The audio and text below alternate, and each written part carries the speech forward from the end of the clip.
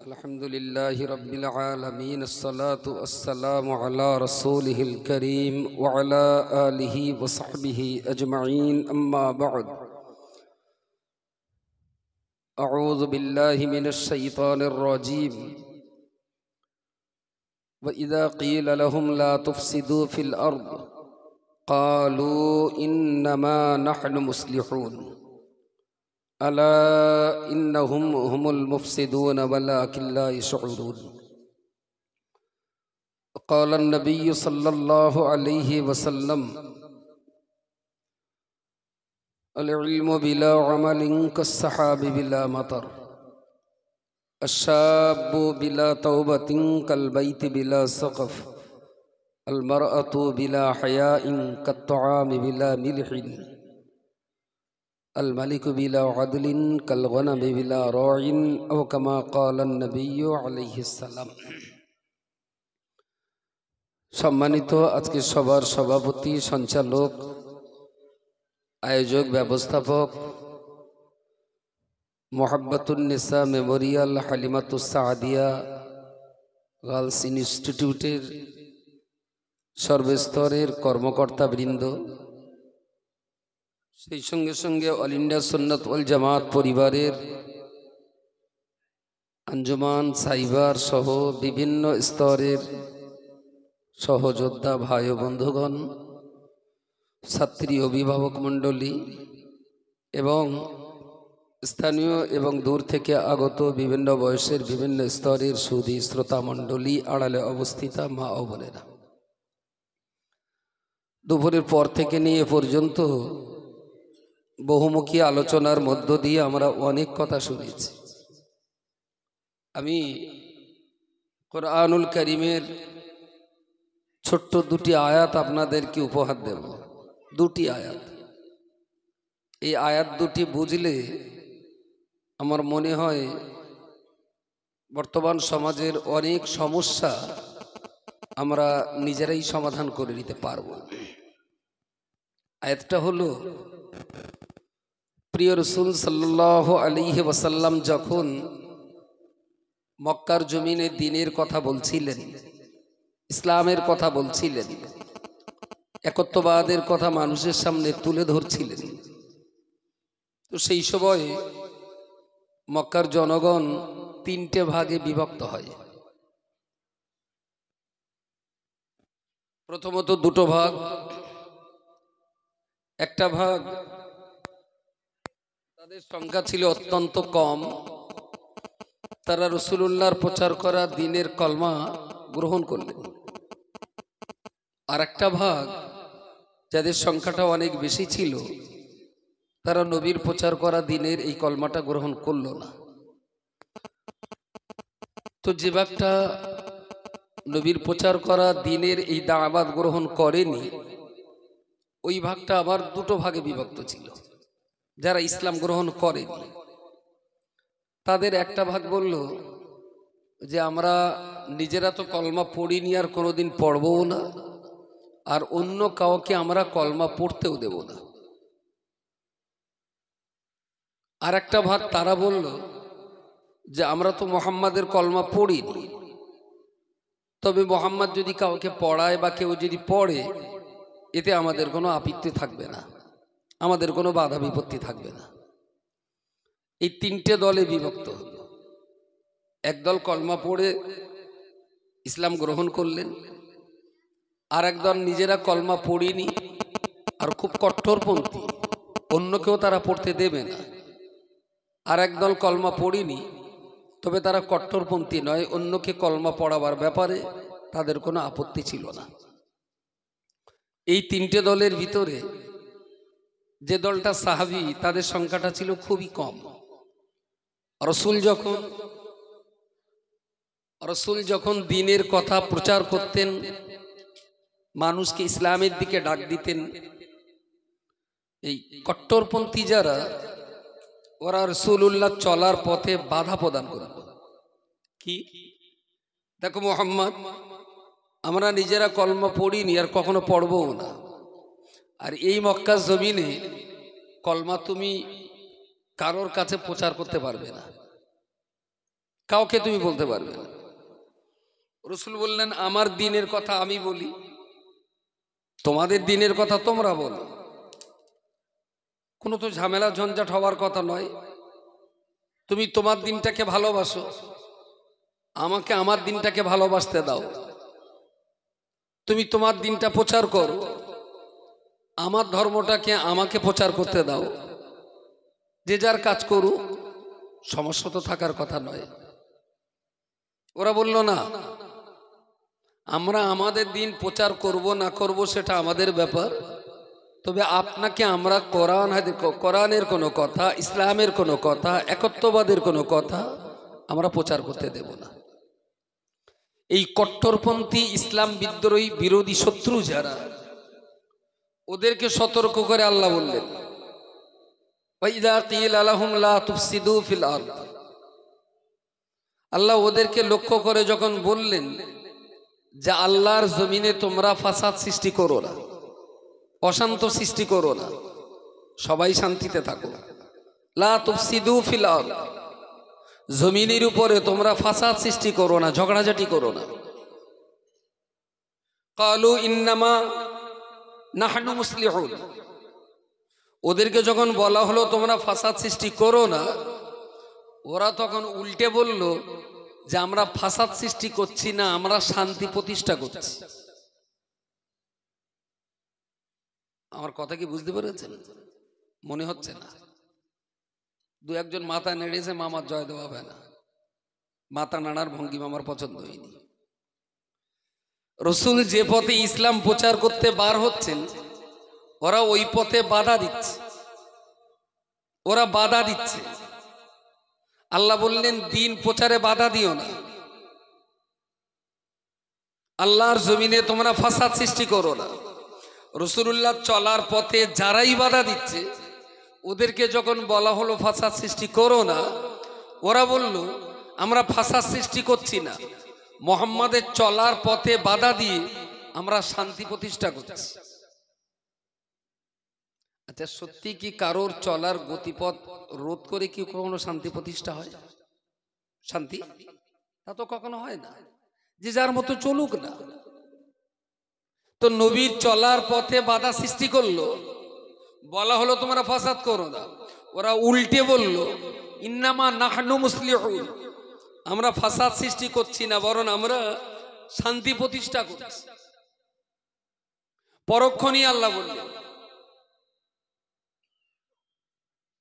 আলা ইন্নাহুম হুল মুফসিদুন।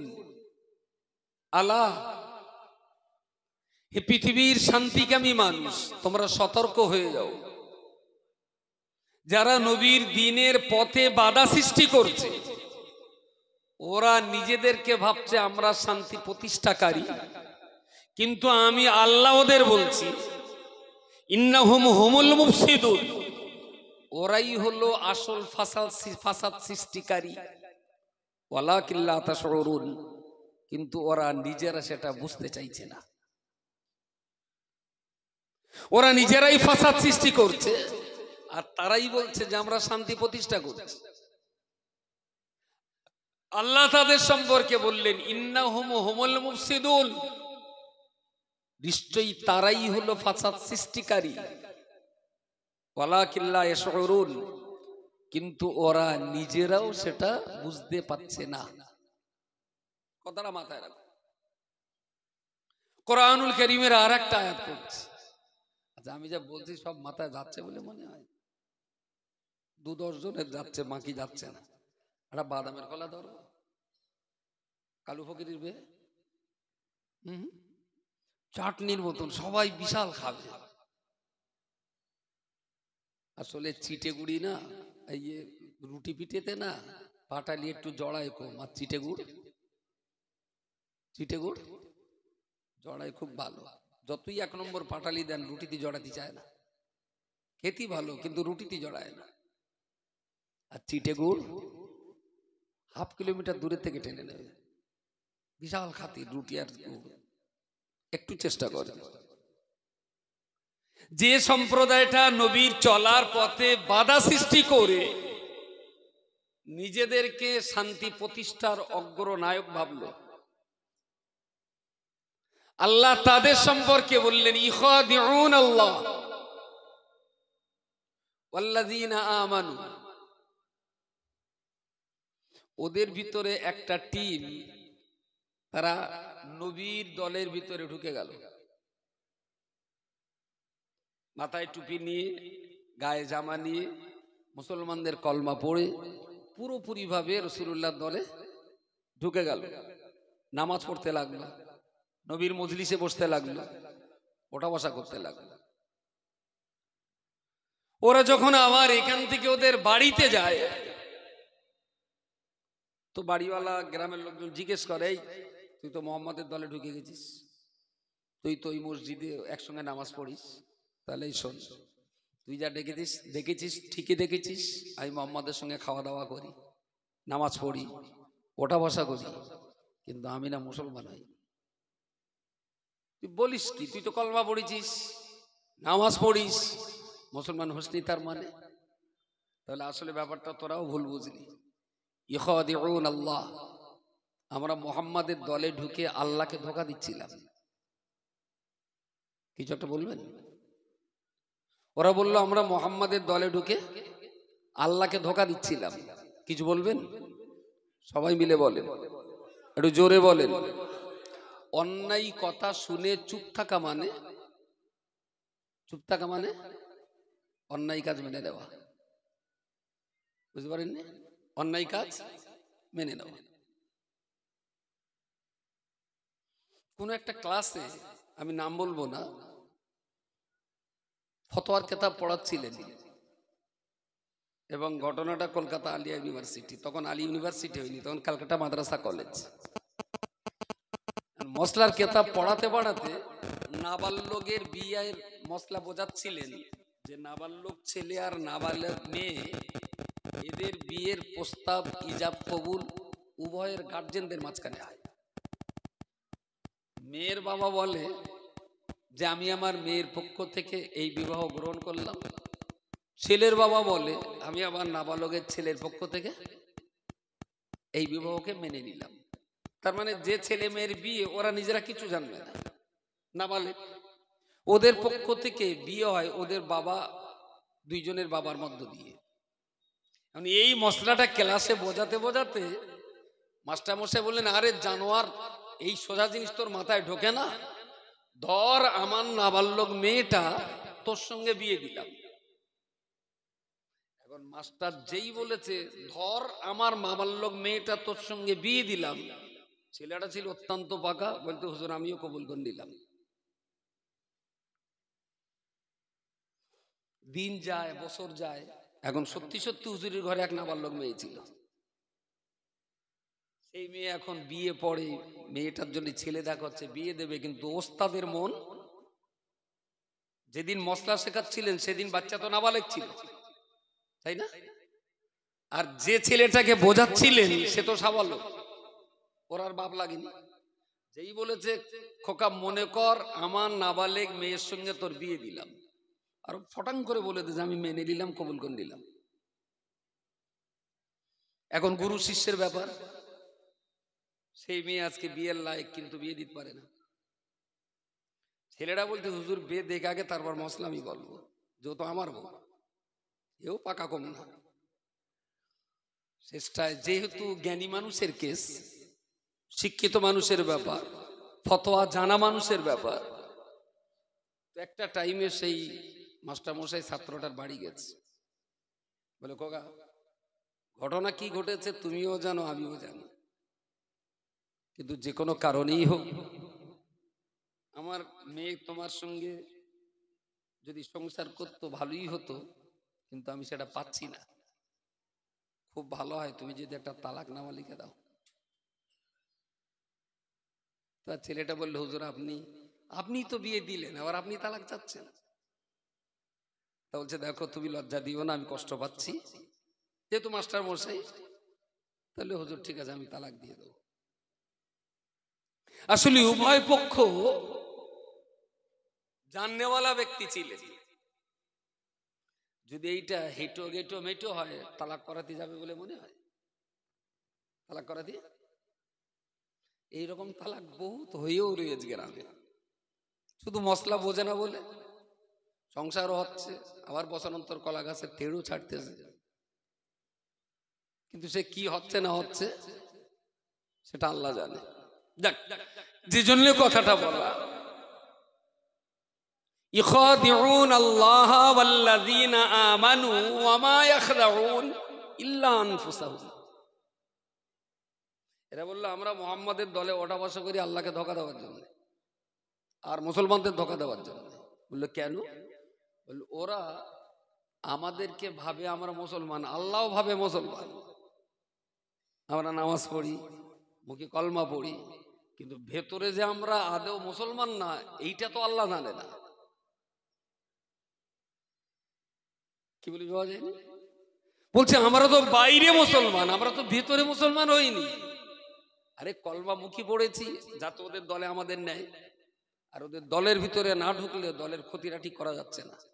বাইরে থেকে ক্ষতি করা যাচ্ছে না, দলের ভিতরে ঢুকতে হবে। আমরা ভিতরে ঢুকে গেছি। তা পরিবারের লোকজন থেকে বললো তোরা আমাদের মুসলমান ভাবিস না, আমরা ওদের ধোঁকা দেওয়ার জন্যই দলে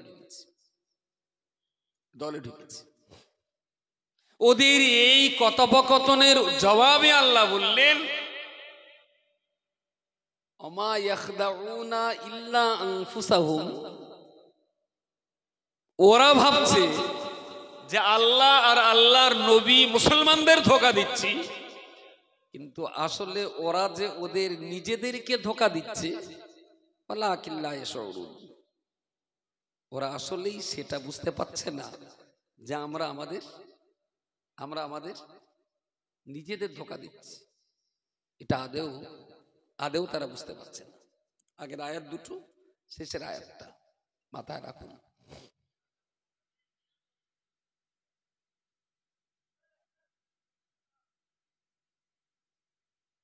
পথ দিয়ে যারা যাচ্ছেন কথাটা না বললেই আমি খুব খুশি হব।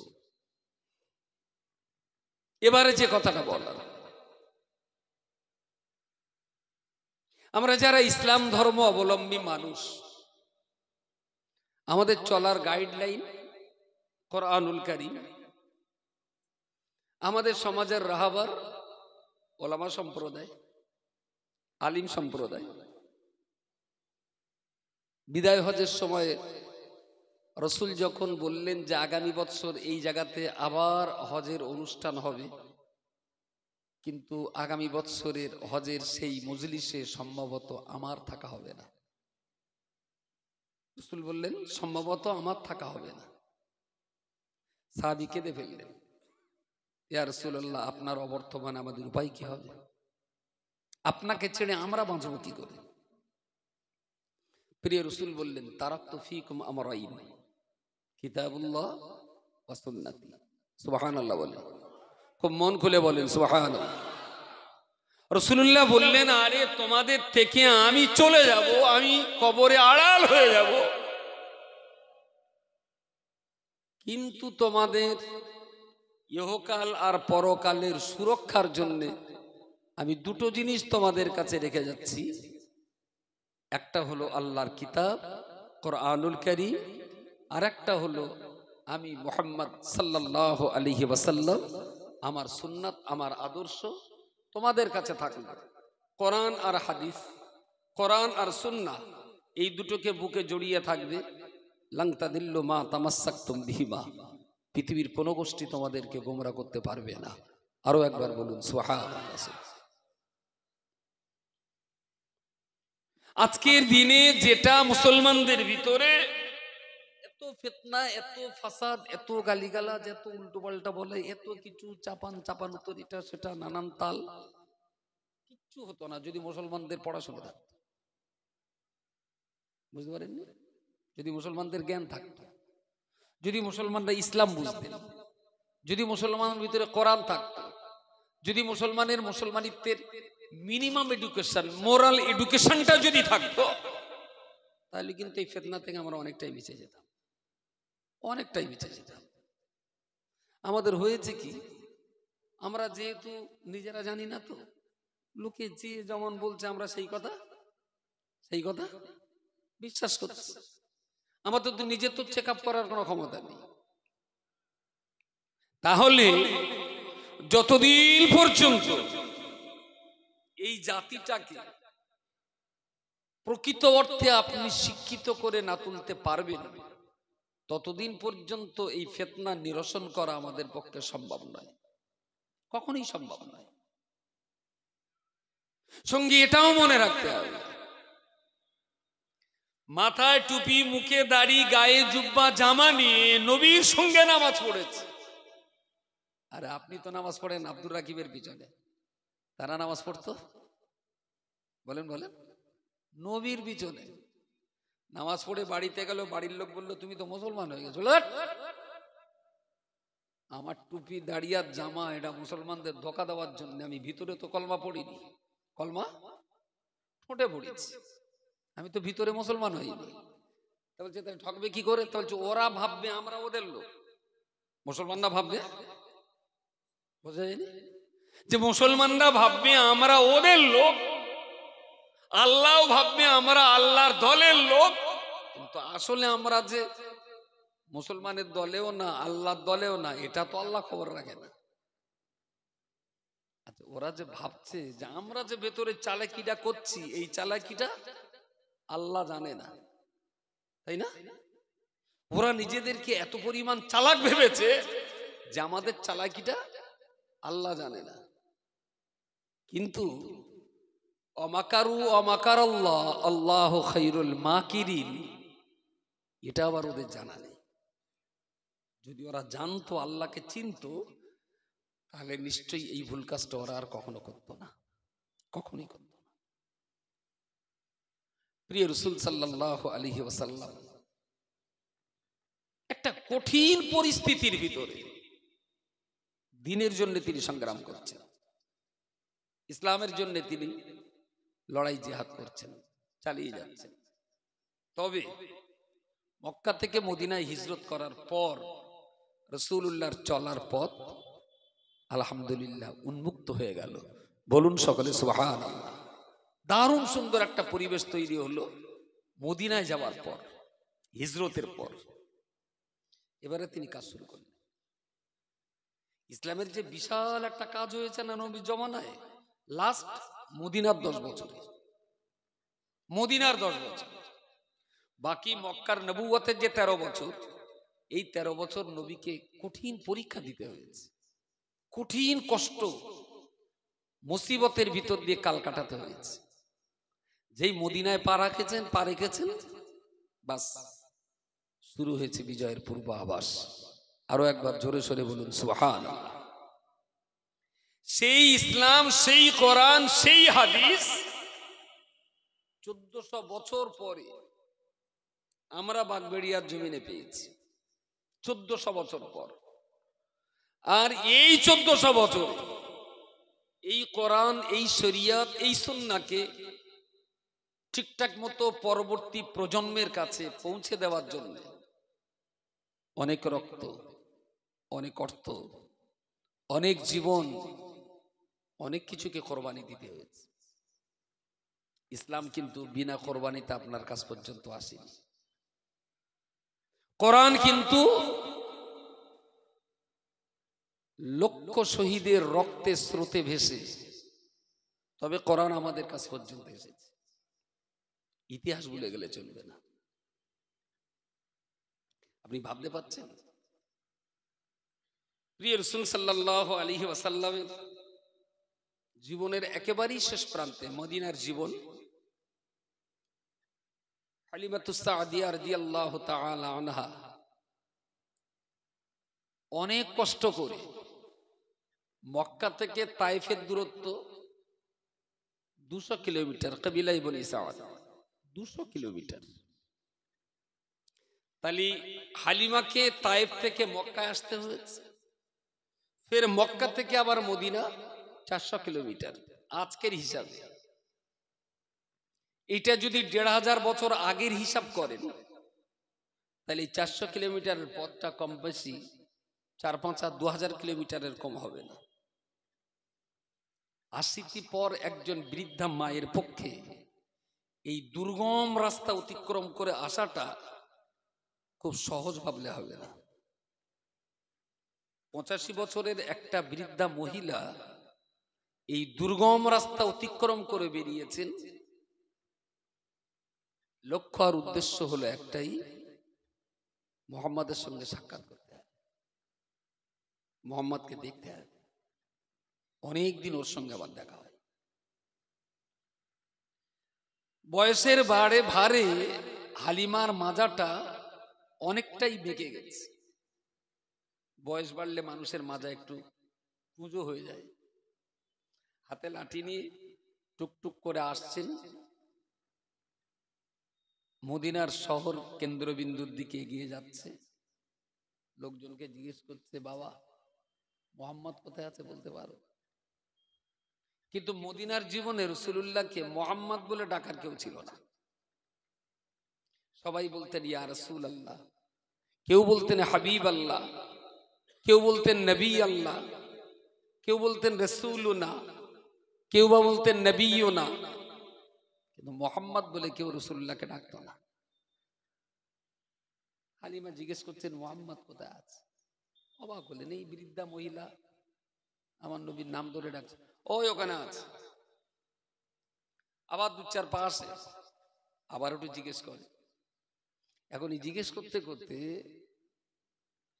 ফিরফিরে বাতাসে হালিমার এই গলার আওয়াজ ভেসে ভেসে রাসূলুল্লাহর কান পর্যন্ত পৌঁছে গেছে। রাসূলুল্লাহ সাহাবীদেরকে নিয়ে বসেছিলেন, হঠাৎ দাঁড়িয়ে চারিদিকে ফালুক ফুলুক করে তাকাচ্ছেন যে বাবা মোহাম্মদ কোথায় আছে? এই যে মোহাম্মদ, এই আওয়াজ, এর ভিতরে এক গভীর মমতা আছে। এই শব্দের ভিতরে এক অসাধারণ মায়া জড়িয়ে আছে। কি আমার নাম ধরে ডাকে?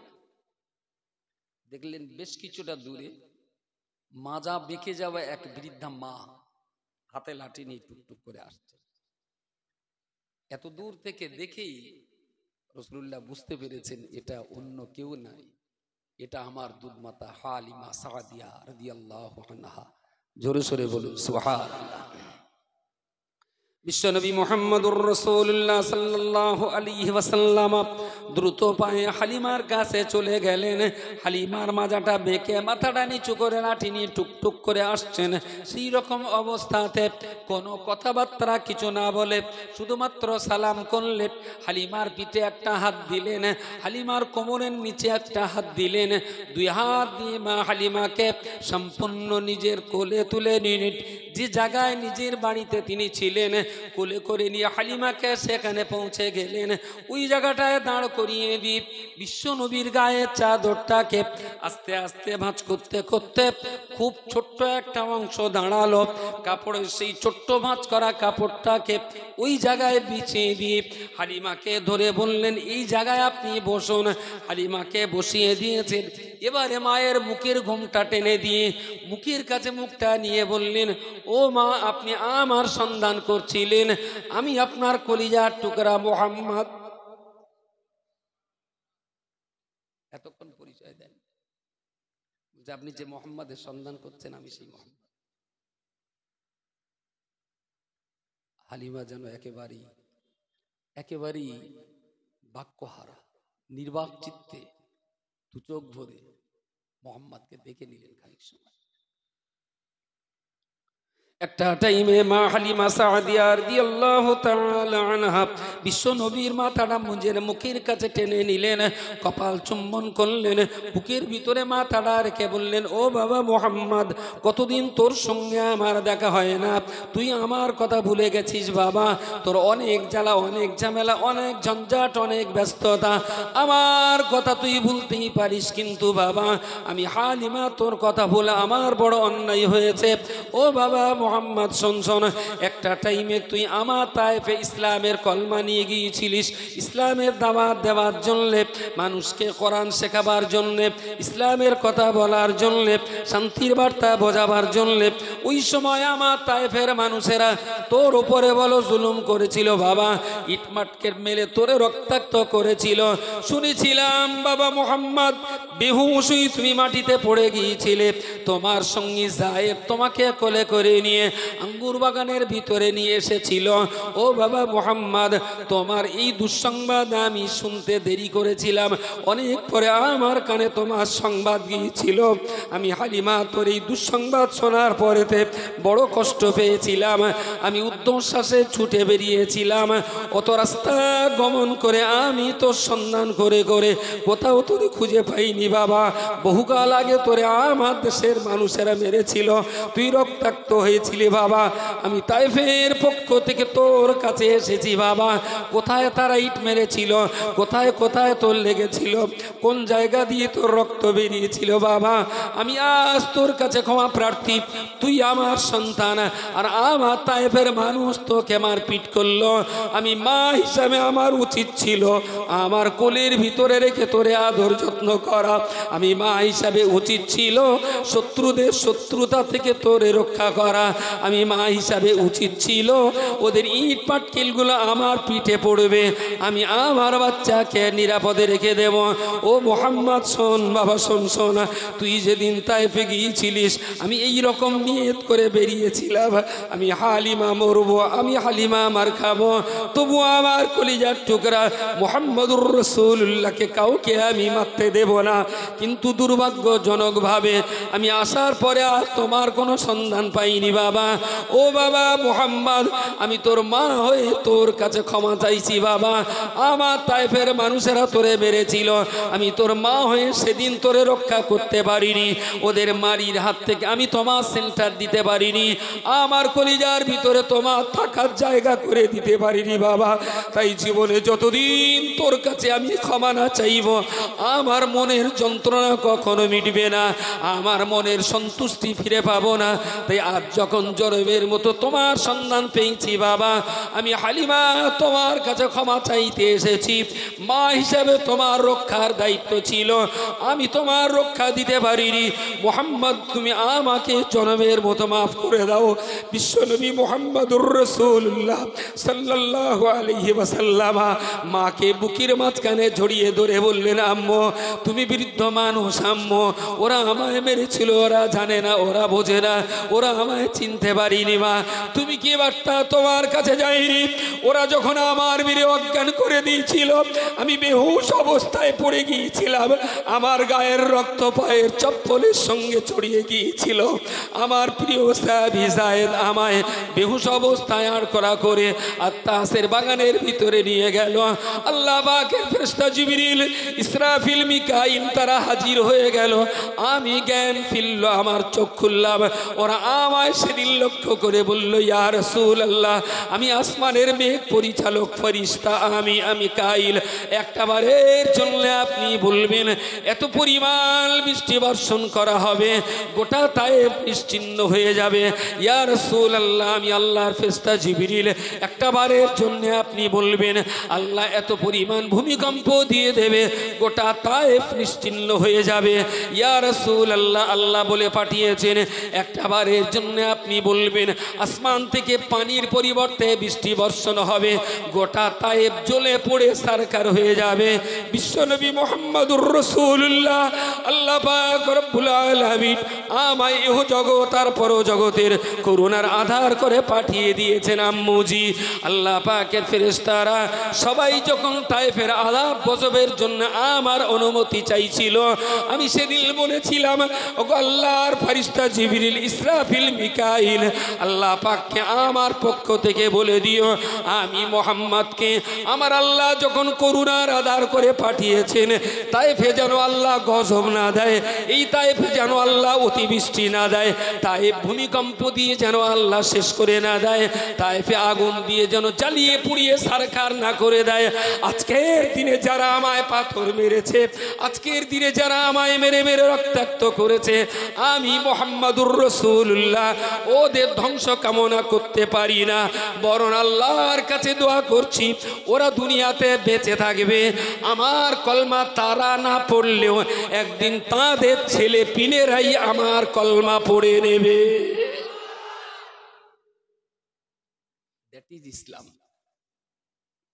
বলেন আম্মু আমি একবারও বদদোয়া করিনি, ফেরেশতারা আমাকে বলেছিল ওদের আযাব গজবের জন্য, আম্মু আমি বদদোয়া করিনি।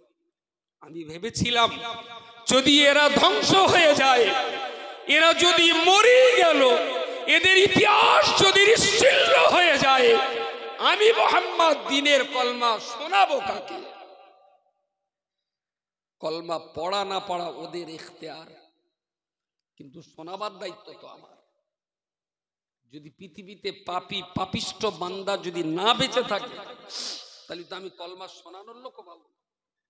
ওরা বেঁচে থাকবে, অন্তত আমি আমার দায়িত্বটা পালন করতে পারবো।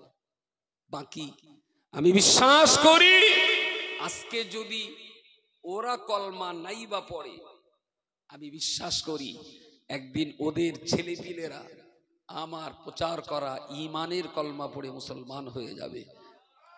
আরো একটু জোরে বলুন সুবহানাল্লাহ, সুবহান।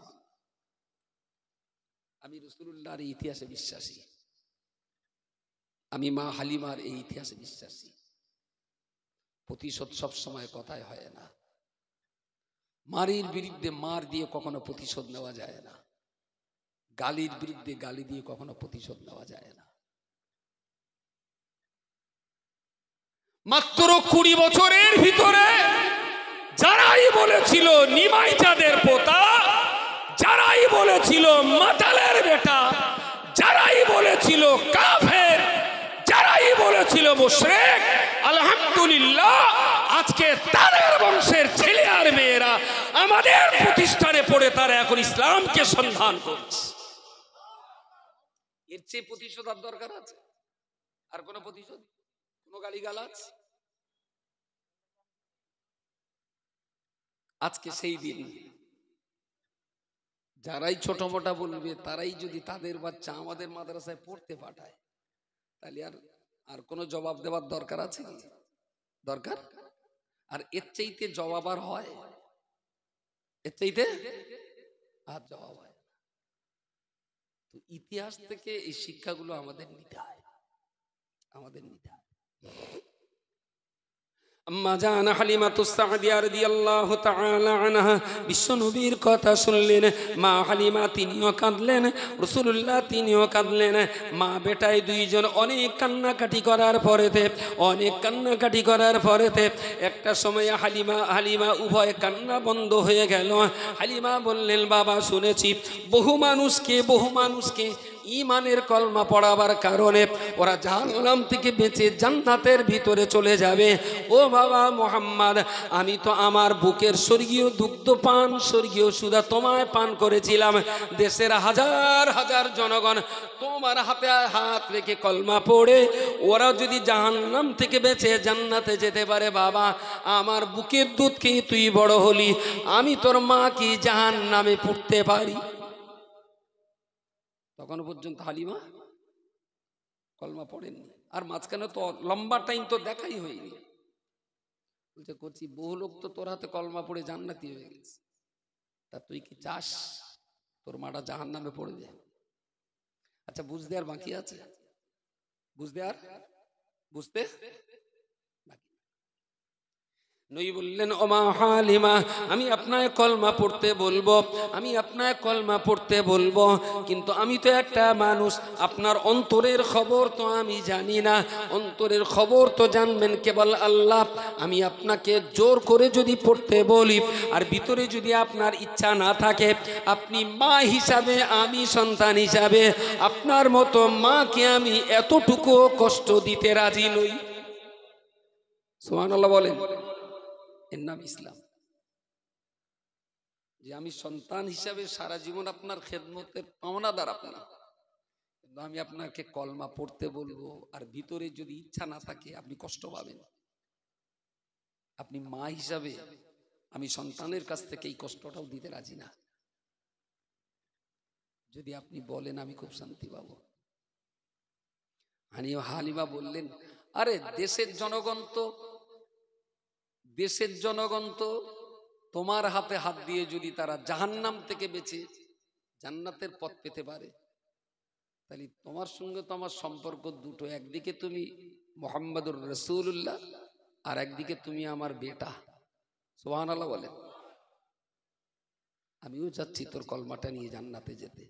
রাসূলুল্লাহ পড়িয়ে দিলেন, হালিমা সাদিয়া কলমা পড়েও দিলেন। বলুন সকলে সুবহানাল্লাহ। আর জীবনে তায়েফে ফিরে যাননি। ওই এসেছিলেন, বাকি যে কটা দিন ছিলেন রাসূলুল্লাহর তত্ত্বাবধানেই লালিতা পালিতা হয়েছিলেন, তায়েফে ফিরে যাননি। রাসূলুল্লাহ নিজে হাতেই হালিমাকে দাফন করলেন জান্নাতুল বাকিতে।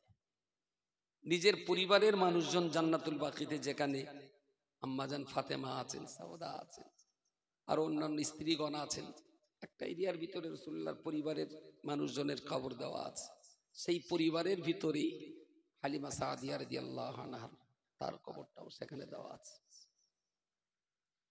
প্রিয় শ্রোতামণ্ডলী, আমি আপনাকে বলতে চাইছি, এতগুলো কথা বলার পিছনে শুধু এই কথাটুকুই বলতে চাইব, যতদিন পর্যন্ত আমরা আমাদের সমাজকে কি নারী আর কি পুরুষ বলুন ইসলামের সঠিক শিক্ষাটা দিতে না পারবো, আসল ইসলাম তাদের সামনে তুলে ধরতে না পারবো, ইসলামের জ্ঞানে তাদের জ্ঞানী করতে না পারবো, ততদিন পর্যন্ত এই সরল প্রাণ জাতিটাকে যে কোনো ধোঁকাবাজ তাদের ব্যবহার করে নিতে পারে, যে কোনো ধোঁকাবাজ তাদের ব্যবহার করতে পারে।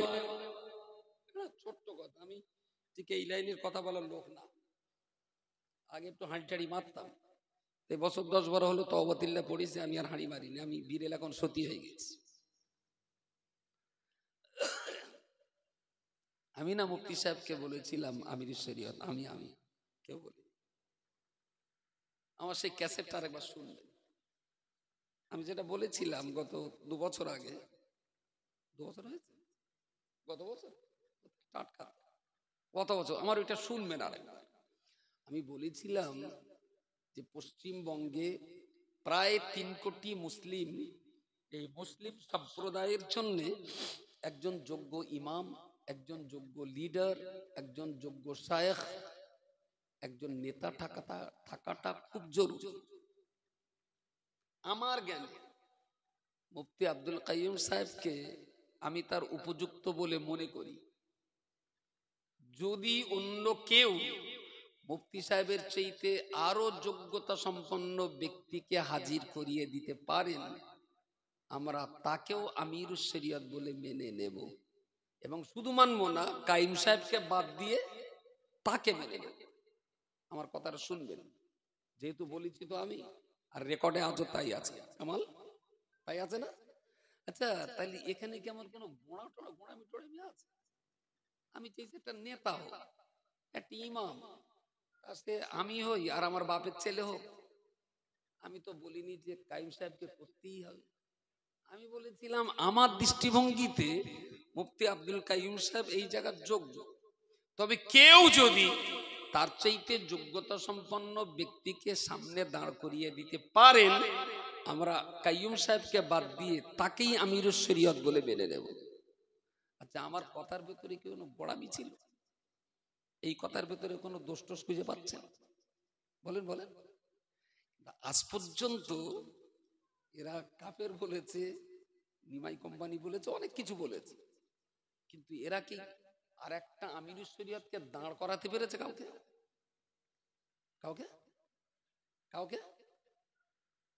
হ্যাঁ, সে জায়গায় কেউ গেছে?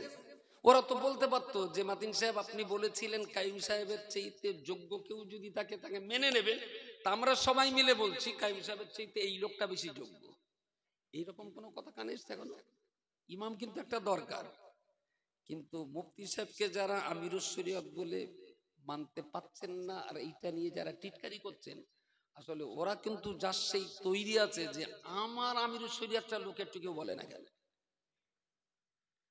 বুঝতে পারেননি?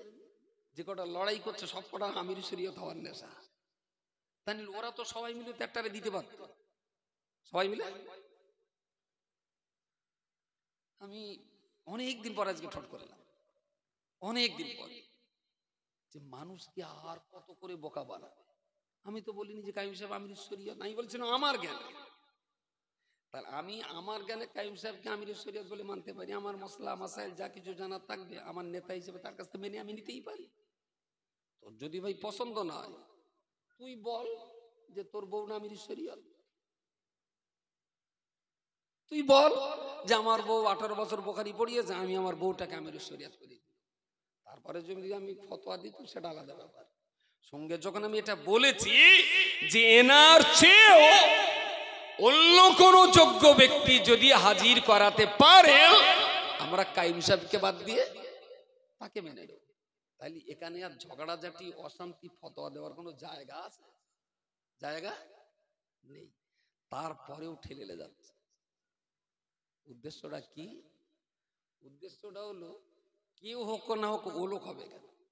আরে ভাই, নেতা তো একটা দরকার। এই লোক যদি যোগ্য না, তোর একটা দে। এরা সাই গোষ্ঠী সবাই মিলে চেষ্টা করলেও নেতা দিতে পারবে না, কারণ এরা 33টা লোক, তা 34টা ইমাম।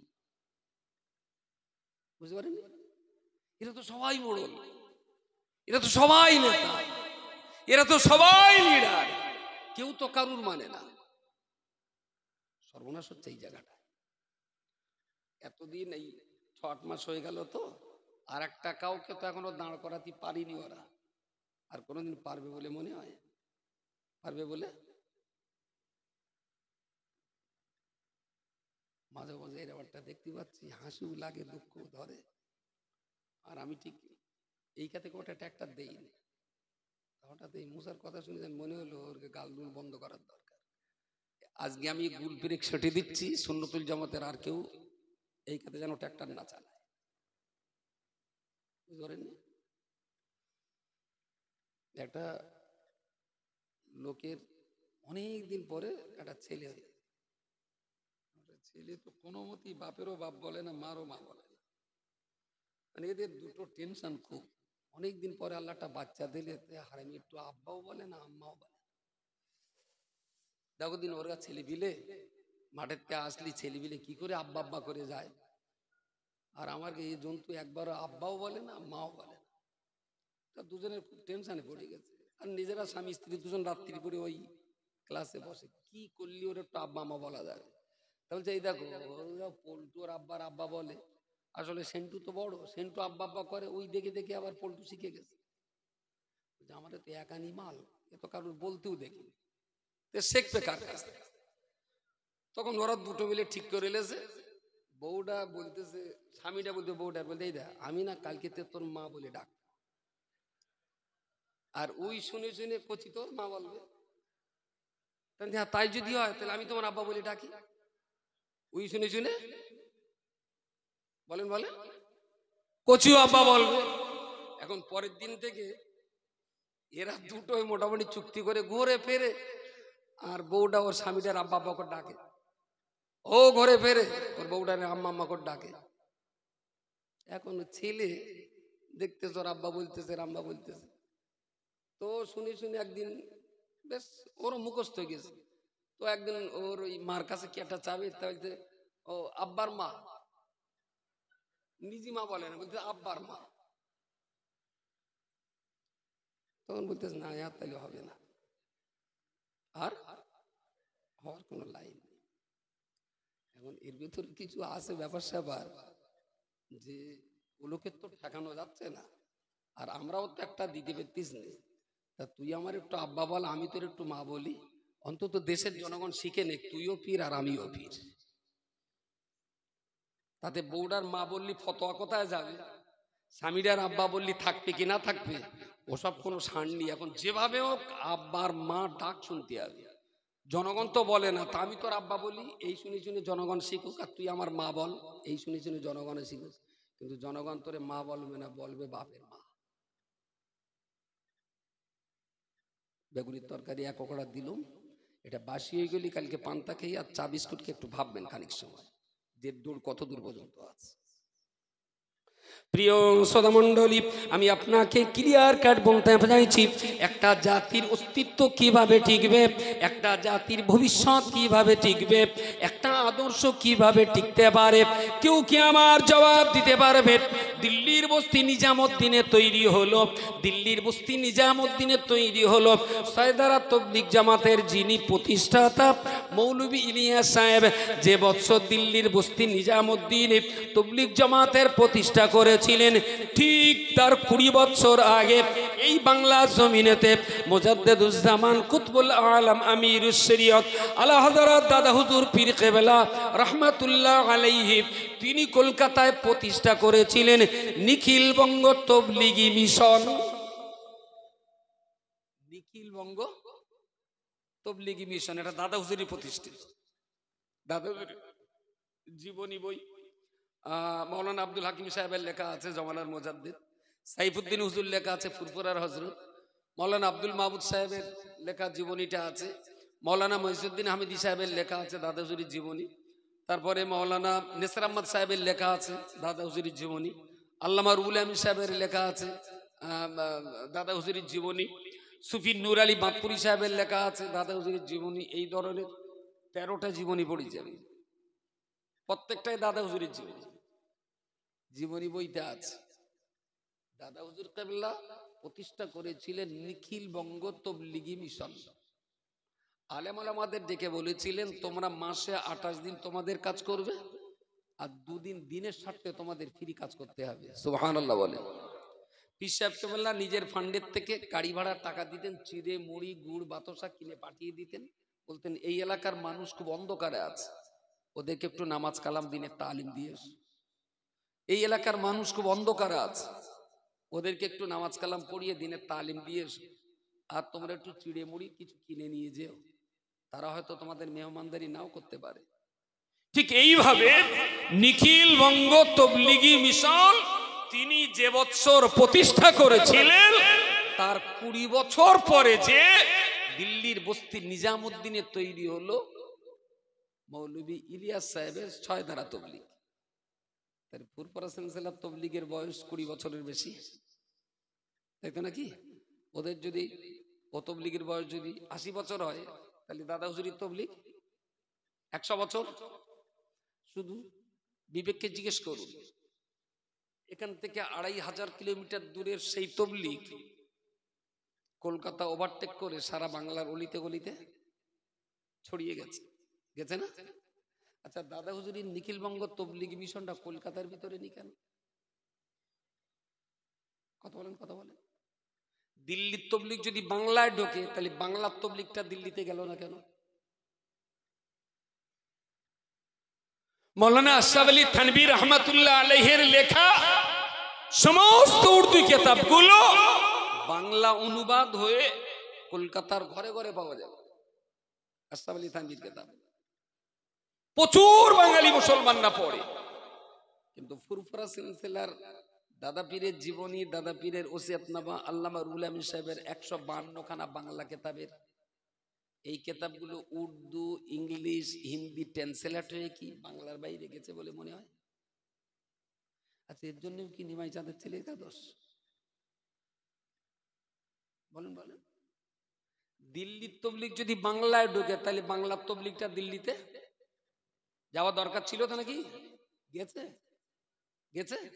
কেন যায়নি? আত্মসমীক্ষা কি? আত্মসমীক্ষা করলে এটাই পাওয়া যাবে, আসলে কোন আদর্শ, কোন নীতি, কোন নৈতিকতা টিকবে কি টিকবে না তা নির্ভর করবে সেই আদর্শের পীঠস্থানের শিক্ষা কেন্দ্রের উপরেই। যদি সেই আদর্শের শিক্ষা বাঁচে, তাহলে আদর্শ বাঁচবে। যদি শিক্ষা না বাঁচে, শিক্ষা যদি না বাঁচে, আদর্শ বাঁচবে না। পুষ্টি সমেত সময় দিলাম পশ্চিম দিক থেকে বেলা 9টা পর্যন্ত।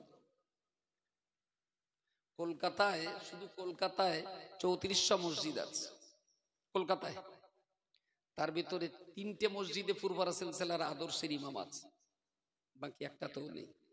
এর জন্য কি নিমাই চাঁদের ছেলে বিলে একাদশ? কলকাতা কলকাতা।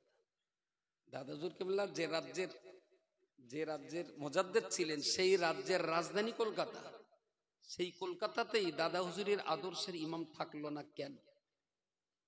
এর জন্য কি নিমাই চাঁদের দোষ? আসলে আমি সেদিন কথাটা বলেছিলাম, বাপের 2 রকম ছেলে, 2 রকম না 3 রকম। বাপ 1 বিঘে জমি রেখে মরে গেছে, 3টে ছেলে, বাপের 3 বিঘে জমি 1 বিঘে করে ভাগ হয়ে যাচ্ছে। এখন বড় ছেলেটা 1 বিঘে জমি চাষবাস করে সংসার চালিয়েছে, আরো উদ্বৃত্ত টাকা দিয়ে 5 কাঠা জমি কিনেছে।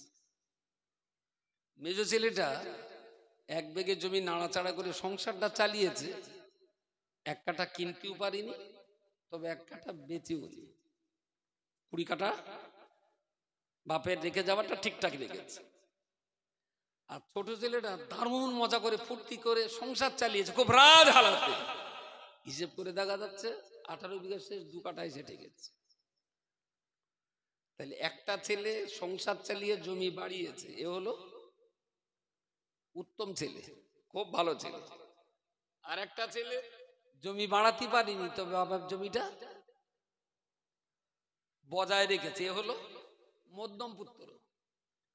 আর একটা ছেলে সংসার চালিয়েছে, বাবের জমি বেচে 1 কাঠা তো বাড়ায়নি, বরং 18 কাঠা বেচে খেয়েছে, এ হলো বলেন বলেন কুপুত্র। একটা উত্তম পুত্র, একটা মধ্যম পুত্র, আর একটা কুপুত্র। কুপুত্রের কারণেই দাদা হুজুরের জমি দিনে দিনে দিনে দিনে ছোট হয়ে যাচ্ছে। দাদা হুজুরের যে জমিন রেখে গিয়েছিলেন সেই জমিন আস্তে আস্তে ছোট হয়ে যাচ্ছে। আমি আব্দুল মাতিন যদি দাদা হুজুরের উত্তম পুত্র হতাম, তাহলে দাদা পীর রেখে গেছেন 52 জেলা, আমি যোগ করে 72 জেলা করতাম। দাদা হুজুর ছিলেন 52 জেলা, এখন সেটা 22 জেলাতে এসে ঠেকেছে। তার জন্য আমার মতো কুসন্তানরাই দায়ী।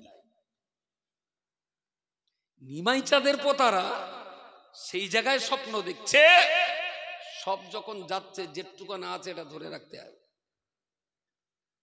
ধরে রাখতে হবে। 86টা মাদ্রাসা, 256টা কেরালা মডেল ইসলামিক স্কুল, 18টা গার্লস ক্যাম্পাস, এই নিয়ে একটা দারুণ সুন্দর শিক্ষার পরিবেশ তৈরি হয়েছে। তো আমি তো নিমাই কোম্পানি, আমরা তো নিমাই কোম্পানির প্রোডাকশন। তা আমরা যদি নিমাই কোম্পানির প্রোডাকশন হয়, এদিকে 256, এদিকে 80, এদিকে 18টা মেয়েদের মাথায় সেসব কিছু করি, তাহলে টাটা কোম্পানিরা করলো। টাটা আদানি আম্বানি তো বিরাট নামী কোম্পানি। সবাই মিলে যদি আদর্শের প্রতিষ্ঠানগুলো চালাতে পারতাম, তাহলে নিশ্চয়ই দাদা হুজুরির সেলসেলার বাউন্ডারি 52 জেলা থেকে 72 জেলা হতো। যতদিন যাচ্ছে জেলা কমছে না বাড়ছে? জেলা যত পারো নিমাই কোম্পানির কাফের ফতোয়া দাও, তবে আমি অপেক্ষায় আছি। তুই ফতোয়া দিবি আমার কাফের, আর তোর ছেলের মেয়েটাকে আবার হালিমাতো সাদিয়ায় ভর্তি না করলেও শালা মানুষ হবে না। বুঝতে পারেন? এর চেয়েতে বড় প্রতিশোধ নেওয়ার আমার কাছে আর কোনো ভাষা নেই, কোনো ভাষা নেই। প্রিয় শ্রোতা মণ্ডলী, ইসলামের এই খিদমতের জন্য দ্বীনের এই কর্মকাণ্ড যে সুন্দরভাবে পরিচালিত হচ্ছে, বছরে কিছু কম বেশি 230 কোটি টাকা আমাদের ব্যয় করতে হয়।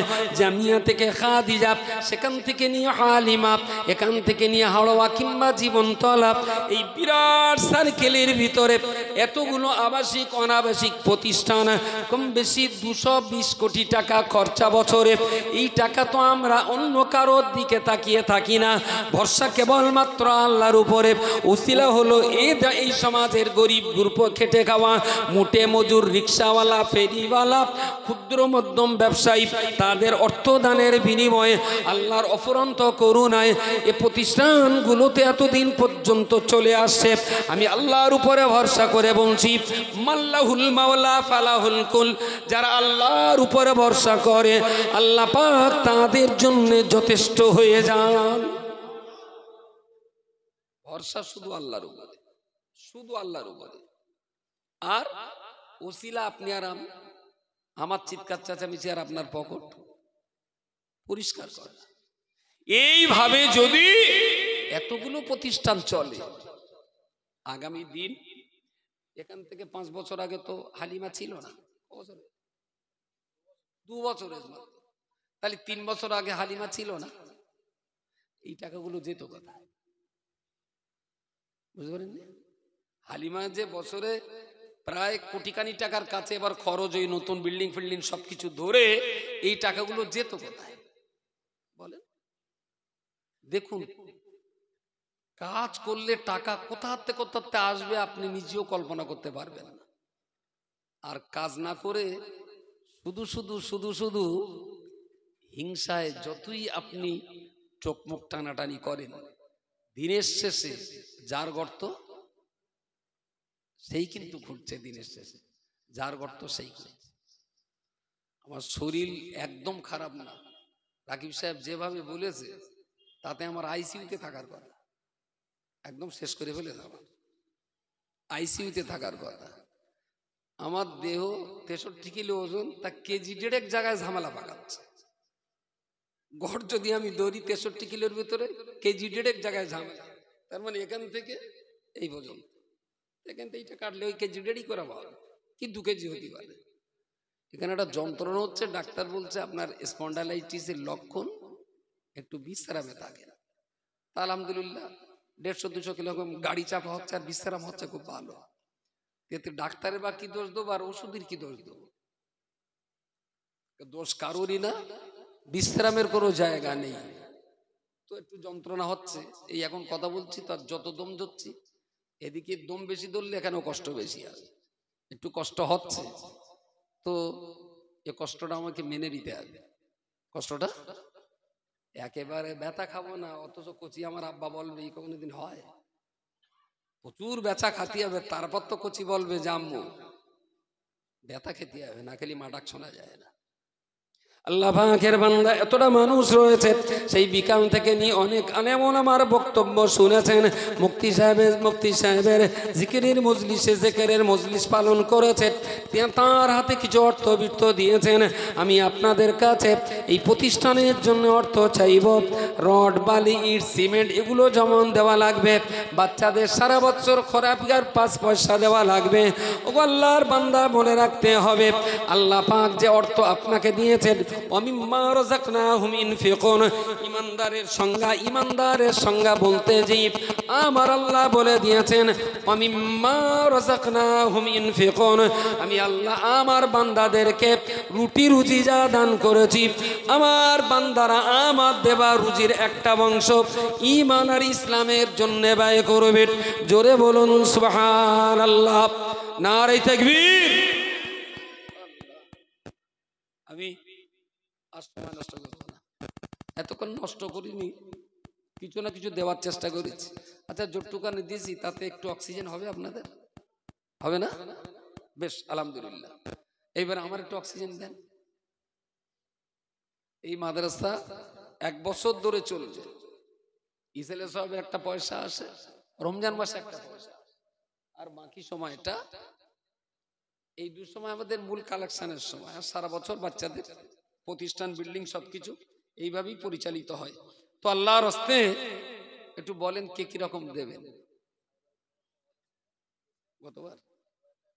মাশাআল্লাহ, আমাদের সাইবার গ্রুপের ছেলেগুলো সব জায়গায় ওরা দেয়, আর অনেক দূর দূরের বাচ্চাগুলো আজকে এখানে এসছে।